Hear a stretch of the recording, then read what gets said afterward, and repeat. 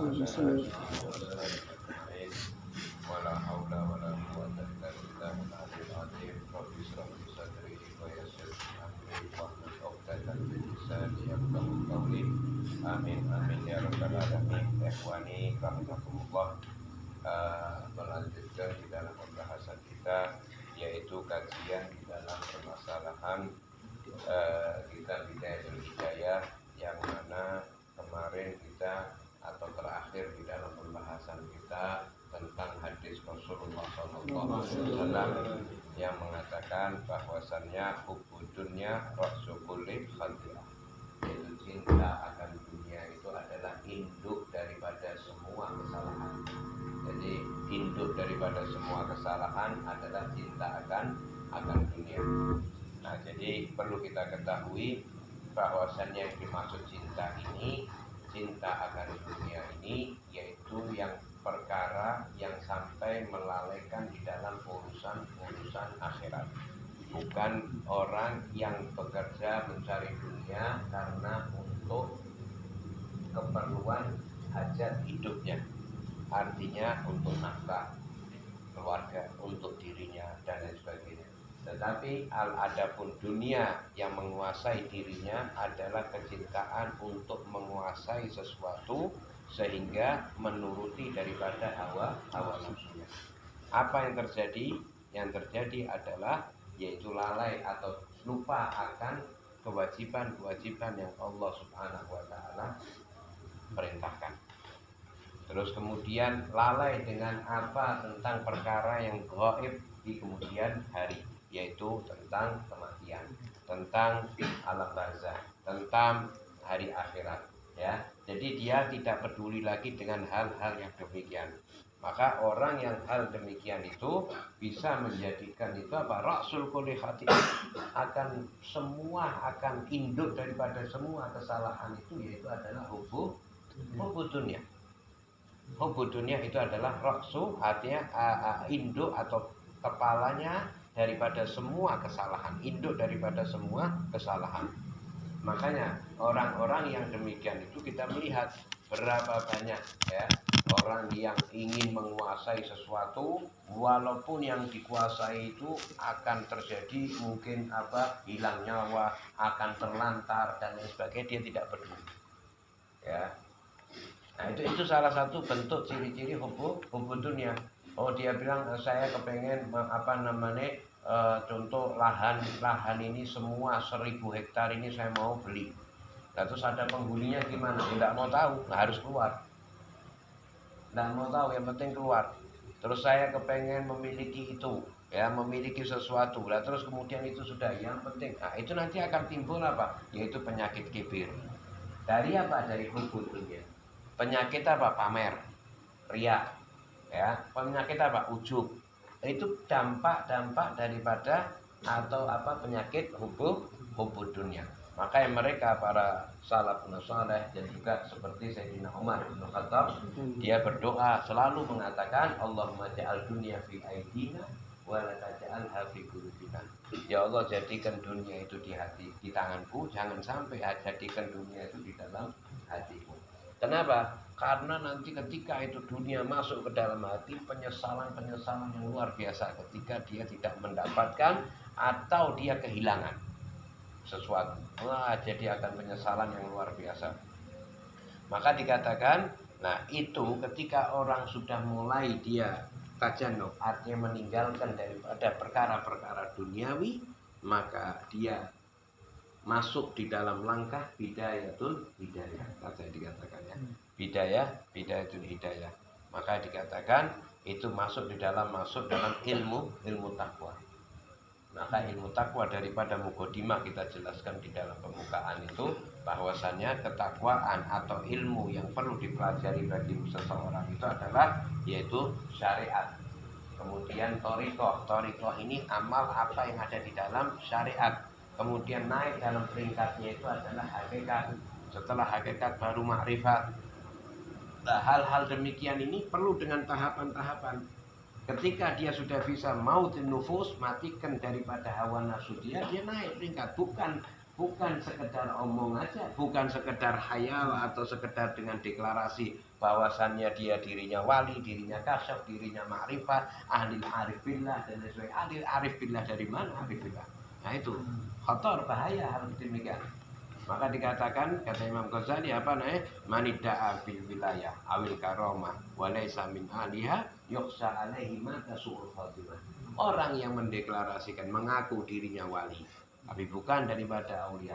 Orang yang mengaku dirinya punya karomah, dia tidak mempunyai daripada karomah.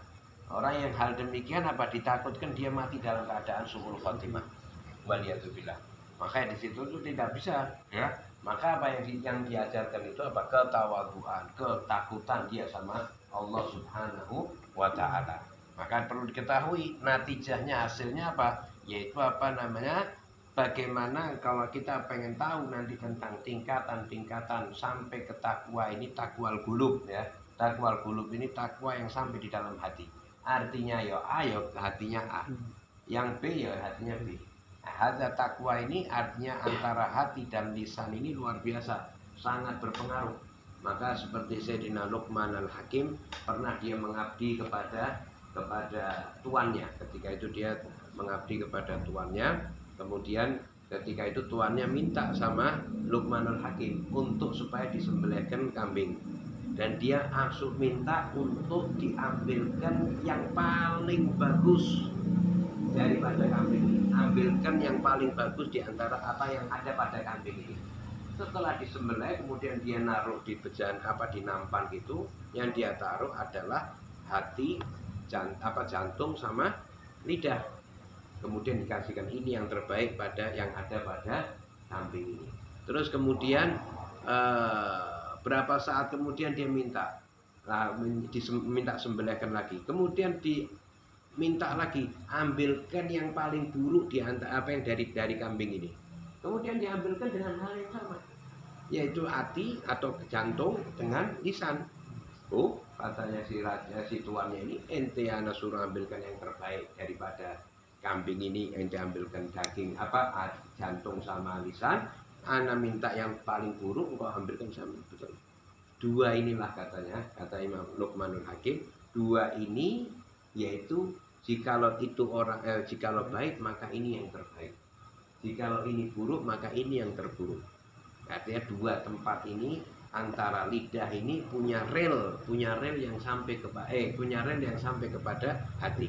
Nah itu sanubari, ya, setiap orang itu hal demikian.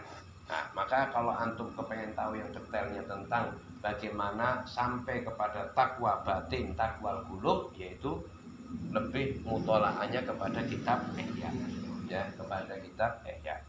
Maka di situ tuh ada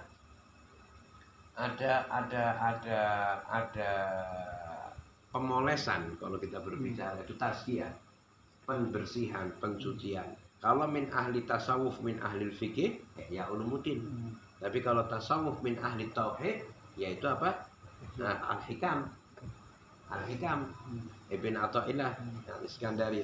Nah, itu untuk apa? Untuk memoles. Jadi ketika dia tahu tentang hakikat daripada keilmuan itu, maka kembali kepada tasawuf, ya, yang masing-masing.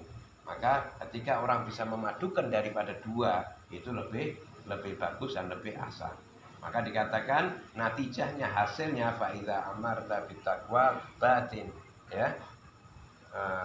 Qalbaka fa inda dzalika tartafi'ul hujub. Nah, maka perlu diketahui jikalau engkau telah memenuhi hatimu atau memakmurkan hatimu dengan ketakwaan di dalam hatimu, ya, maka apa dikatakan?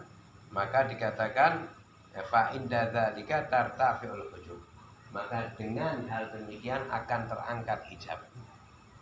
Maka hijab itu akan terangkat. Maka dikatakan dalam hadis ittaqul firasatul mukmin fa innahu yanduru binurillah. Waspadalah engkau dengan firasatnya orang mukmin. Kenapa? Karena sesungguhnya dia memandang dengan nurnya Allah, ya. Artinya Allah Subhanahu wa taala buka hijab.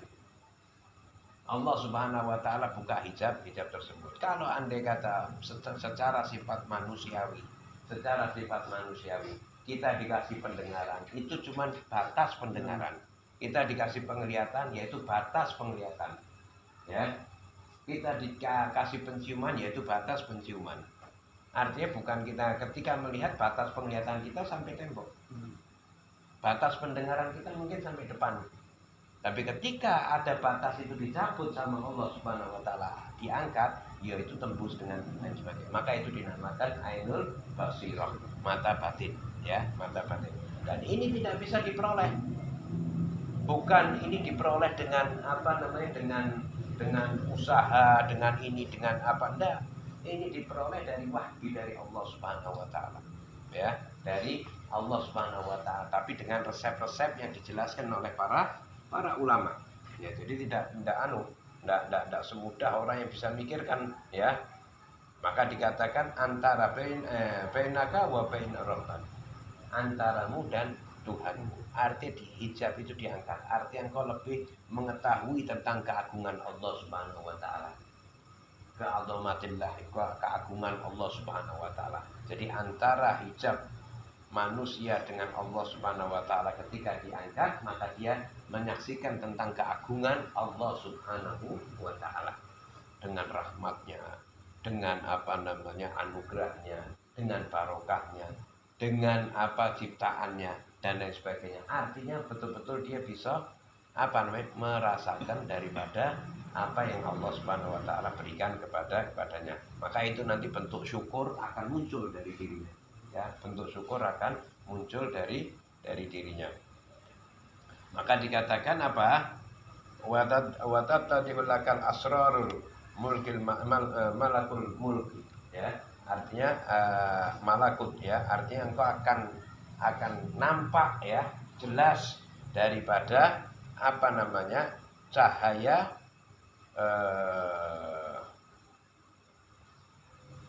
watan kasiful lakal anwarul ma'arifu watan fajiru.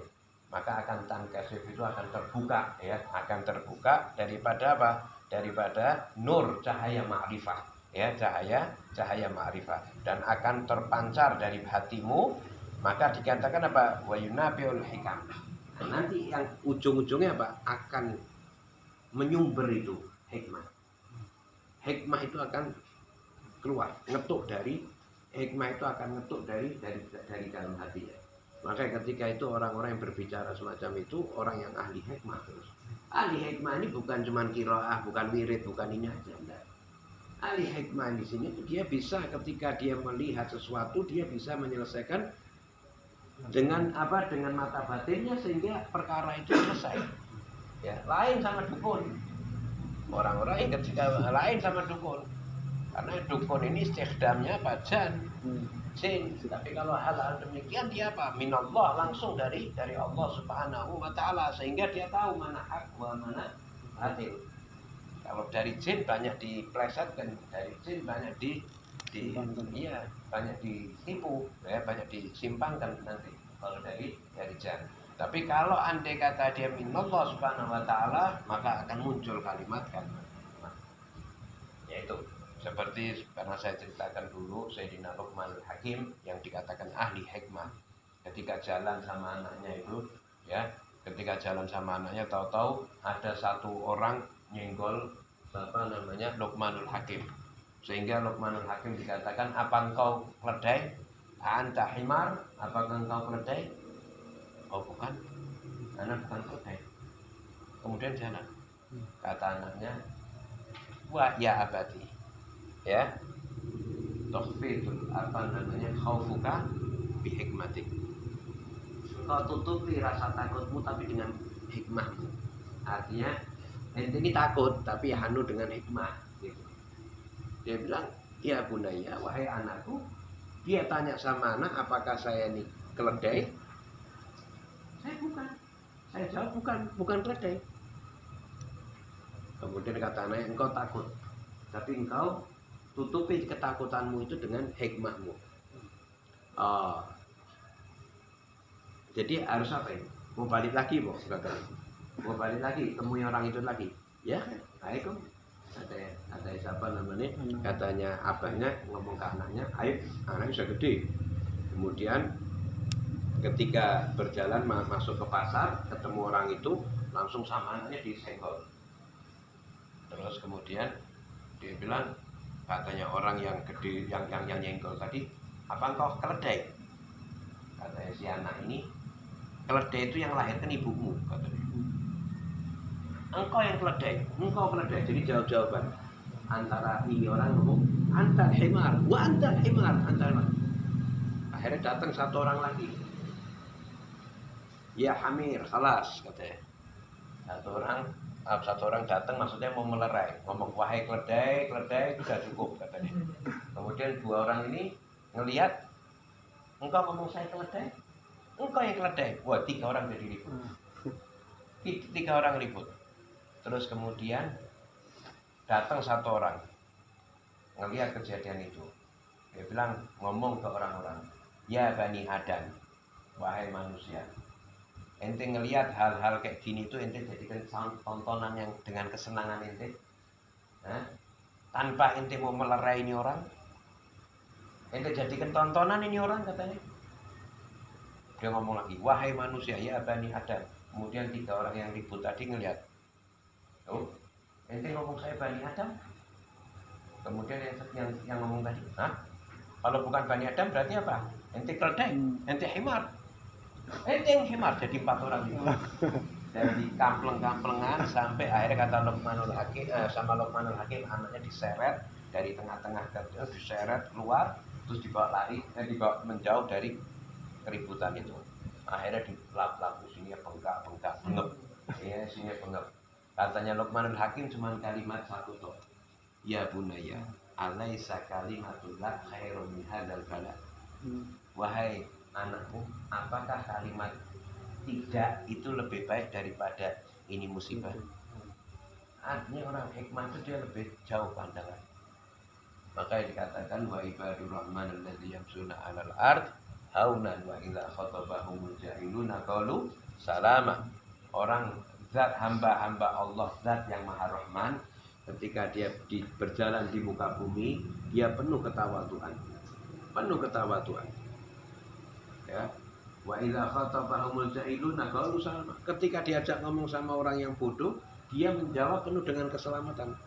Artinya bukan takut, artinya menjawab daripada ngeladeni ini orang, sudah dia jawab ini. Artinya dia jawab yang penuh dengan keselamatan. Itu hamba-hamba Allah Subhanahu wa taala yang zat yang maha rahman. Maka dikatakan juga akan terbuka daripada asrarul, ya, daripada rahasia-rahasia Allah Subhanahu wa taala. Nah, juga ketika itu wa tayassarul laka minal ulum, dan Allah mudahkan dia daripada ilmu. Ilmu apa? Ilmu laduni. Maka dikatakan futuh orang itu. Lah futuh ini maknanya apa? Anta fahama syai' biduni syai'. Engkau memahami sesuatu tanpa guru. Bukan khayal ya. Bukan khayal, tapi engkau memahami sesuatu tanpa guru. Tapi setelah masuk dalam tingkatan-tingkatan ini, jangan coba-coba mengada-ngadakan fatwa atau apa tanpa guru, yaitu yang bahaya. Tapi orang-orang semacam ini min ahlillah, orang-orangnya Allah, rijalullah. Nah, mereka ini memahami sesuatu tanpa guru. Ada namanya futuh. Nah, ini namanya apa? Ilmu laduni dari lautan Allah Subhanahu wa taala. Setiap orang beda-beda. Artinya mungkin ada orang yang dalam ahli tafsir, Allah bukakan futuhnya beda. Orang ahli tauhid, futuhnya beda. Orang ahli fikih, futuhnya beda. Tasawuf beda. Artinya tapi semua Allah kasih untuk perwakilan di setiap zaman. Allah kasih perwakilan di setiap zaman. Tapi ketika dia melihat ilmu-ilmu ini, bukan dia yang meremehkan, tapi ilmu ini yang dia dapat ini, yang dari Allah itu tidak ada di kitab. Ilmu-ilmu hal kayak gitu, resep-resep yang dia lakukan itu tidak ada di kitab. Maka itu yang perlu kita ketahui, itu luar biasa. Maka sampai apapun yang dia sampai ada resep, yang rumus-rumus, 3 perkara jangan dilakukan. Para ulama ngomong ada 6, ada 4, ada sekian, ada, terus kemudian nasihat-nasihat. Apakah itu bersifat kalam hikmah Ibn Athaillah dan lain sebagainya itu? Kalau kita bandingkan, apa itu memang termaktub ada di dalam hadis satu, tapi sebagian rangkaian semua itu rangkaian daripada Al-Quran dan hadis. Ya, tapi hadza semua minallah. Resep-resep itu dari Allah Subhanahu wa taala. Sehingga untuk apa? Untuk pegangan orang generasi setelahnya. Maka yang dikatakan al ulama warasatul anbiya. Ulama itu pewaris para nabi, para rasul. Kalau andai kata nabi dan rasul itu mendapatkan wahyu, tapi para ulama, para aulia mendapatkan apa? Ilham. Ilham dari Allah Subhanahu wa taala. Yaitu apa? Berupa hikmah, berupa laduni, ulum dan lain sebagainya. Sehingga apa? Untuk perwakilan apa Rasul sallallahu alaihi wasallam di setiap zaman sampai hari kiamat. Nah, ini yang perlu dipahamkan tentang permasalahan tentang ini. Berusaha untuk tentang takwa al-qulub. Takwa al-qulub ini perkara yang sangat azim, perkara yang sangat tinggi. Maka yang dikatakan ketika dia melihat seseorang itu yang dia tidak lihat. Tidak ada yang dia lihat itu kecuali ada insan, makhluk Allah Subhanahu wa taala. Makanya ketika Sayyidina Ibrahim bin Adham itu ketika hendak masuk ke masjid sholat subuh, dia ngelihat ada orang pemabuk yang dekil yang sampai mungkin overdosis apa sampai meler-meler dan lain sebagainya. Ketika itu dia lewat aja, tidak dia hiraukan ini. Ketika dia lewat, tengah-tengah lewat itu ketika mau menuju ke masjid, terdengar rometan ini orang mabuk kan romet biasanya, ya kan? Dan terdengar ngerometnya ini orang ucapan kalimat la ilaha illallah. La ilaha illallah. Berhenti dia. Berhenti balik lagi.